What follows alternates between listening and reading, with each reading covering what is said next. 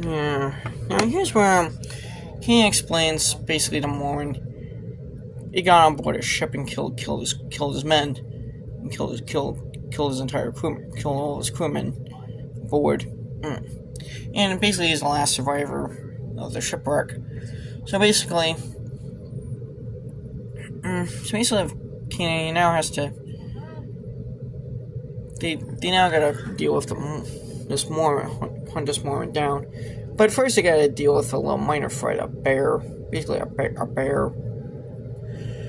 I assume it's just a bear. Now this movie actually didn't really have. This movie came out, it barely had any promotion, really. Apart from, like, trailers and posters and TVs, apart from the kind of usual marketing campaign, this movie didn't really get a whole lot of promotion. Now, I think this movie had, like, a really small marketing campaign. I think you got, like, one or two trailers. Like, one trailer that was, like, you primarily use across all different international markets. So I don't think this movie got marketed very widely in the USA.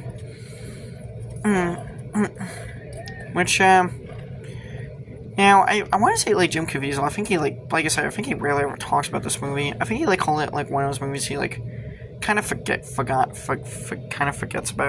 Mainly because it didn't do very good. Now, the film's director, Howard McKay, after this movie didn't do too well, his career kind of got hurt by it. Now, Howard McKay, I think he, like, directed probably one other film after this. Now, part of this movie, he was mainly known for making lower budgeted movies. And this was, like, his attempt to kind of really. Now, Howard McKay had actually directed films beforehand. But most of his films before this he had never actually directed a sci-fi or fantasy or horror film. Most of his films were actually kind of more, a lot of them were actually low budget, kind of thriller movies. And actually, I think he directed some horror films, but I never made a sci-fi fantasy film before. But beforehand, he had never made a sci-fi fantasy flick beforehand, especially one with a. Now, this movie didn't have a huge, massive budget. It didn't have, like, Lord of the Rings scale, but it had a decent, I guess, like, mediums. It had kind of a small budget. Now, I believe during production, Jim Caviezel and John Hurt both accepted pay cuts to star in this movie.